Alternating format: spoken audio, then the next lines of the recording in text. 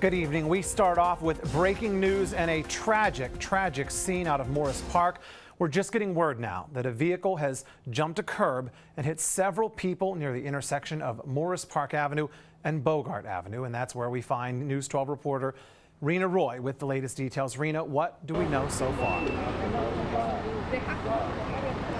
Well, Dave, witnesses are telling us that they saw that car come out of nowhere, speeding down Morris Park Avenue, flip over a parked car and smash directly into that fence behind me. You can still see that car there. We're told by officials that it has killed one person and injured 6 other people. And one witness who saw it all says those people were trick-or-treating down Morris Park Avenue here when that car smashed right into them. And that witness I spoke to actually helped those people. She says all neighbors and everyone in the area ran to all of those people that were hit to try and do whatever they could. She tells me there was a young girl involved who looked to be about 7 years old. She also saw 2 teens injured and a middle-aged man.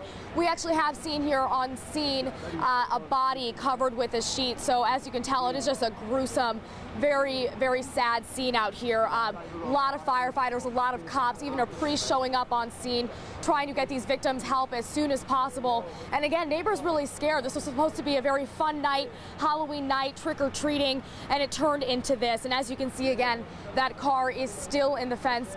We are out here working to get the latest information, and we will bring you that as soon as we get it. From Morris Park Avenue, I'm Rena Roy. Dave? That man is still out here on these streets, and police are desperate to get him behind bars, especially because we're right next to IS-117. Take a look at these flyers they've put all over the area. You can see the image of the suspect here and a $2,500 reward for anyone with information. But now we're getting a better look at this suspect. Police releasing a new sketch today of that man. This is a 20-year-old man who they say lurked behind an 8-year-old girl while she was going into her apartment building on Saturday here in Mount Hope. They say he came up behind her, covered her mouth, stopped her from moving before putting his hands down her pants. That's when police say she screamed and he ran off. Neighbors now very shocked, disgusted, and wanting this man off the streets as soon as possible. 8? Oh wow, I didn't even know that. That's crazy. He has to go to jail. He don't deserve to be out here. And police tell us that little girl was taken to a nearby hospital where she was evaluated and then sent home. But you can only imagine the fear and trauma she's now living with at just 8 years old, especially with this man again still on the streets. From Mount Hope, I'm Rena Roy. Roger? News 12 The Bronx reporter Rena Roy joins us now from the Ferenga Brothers Funeral Home with all the details. Rena. Yeah, Ray, Christian Lega was just 24 years old and ready to marry his fiancée. Unfortunately, instead of walking down the aisle with him, she's walking into this funeral home today to say goodbye. It's been just 72 hours since Lega was killed. As you can imagine, the wounds are very fresh for his family and friends here, many of them walking in crying and holding white roses in memory of the 24-year-old. He was taken very suddenly on Saturday. Police say he was hit by a car that jumped the curb while he was trick-or-treating with his little sister on Morris Park Avenue. They tell us the driver of that car may have had a seizure, causing him to lose control, injure 3 people, and kill Lega along with 10-year-old Nayana Akil and her grandfather, Luis Perez. And the grieving process here has really just begun. Lega's family will be back together tomorrow to say their final goodbyes at his funeral. From Allerton, I'm Rena Roy. Ray? Yeah, Ray, it's been just 72 hours since Christian Lega was taken so suddenly from his family, so you can only imagine what kind of pain and heartbreak they're still going through. But one thing we have noticed since being out here at the funeral home is how much love and support they're also getting from the Albanian community. People who barely know the families showing up and offering their condolences. In the Bronx, a teenage salsa group taking their amazing talent to the New England Salsa Music Awards. Last night, this was their first competition ever, and News 12 The Bronx reporter Rena Roy got in on one of their final rehearsals before the big night. They don't expect anything from us. We're underestimated as people. How would you feel if no one believed in you? Would you give up? Maybe feel worthless? Or would you fight back?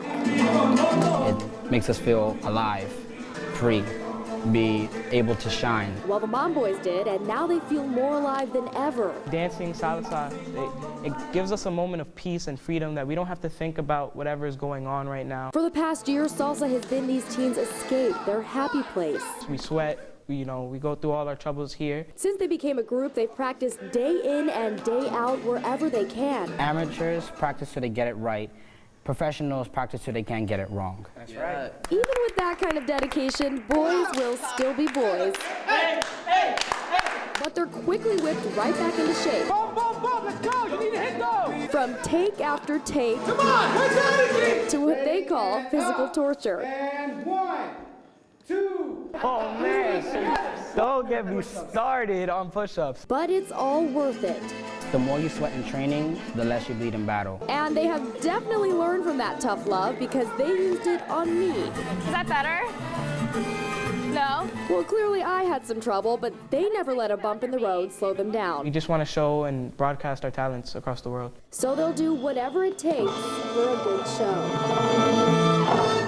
From Kips Bay Boys and Girls Club, Rena Roy reporting, News 12, The Bronx. The Brooklyn Nets and New York Knicks hit the court in Arboro on Saturday, and hold on, they're not the teams you're probably thinking of. These athletes were competing in the 15th annual Matthew Sapelin Memorial Wheelchair Basketball Tournament, and that is where we find News 12 The Bronx reporter Rena Roy courtside.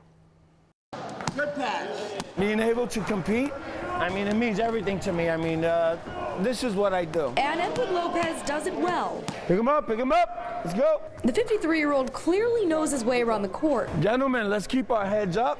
We have another game just like this one. But how did he even get here? Well, I was totally lost. I mean, I don't know where I'm gonna get a job. I don't know how I'm gonna drive. I don't know if I'm gonna find a girl. Pretty big questions at just 19 years old when Lopez lost his leg in the Navy. And an injury, it sets the playing field like very differently. You don't know what you're gonna do. Until he discovered wheelchair basketball, It just opened up all these new doors. where his teammates on the court became teammates in life. Good game. Bien jugado, bien jugado. Around these guys is an extension of my new family. A family who will give it their all to get their hands on that championship title. Overall, we played pretty hard, but we got to finish. And finish together. 1, 2, 3, finish! Here I am 25 years later, still running in the morning courts, still traveling with the whole team.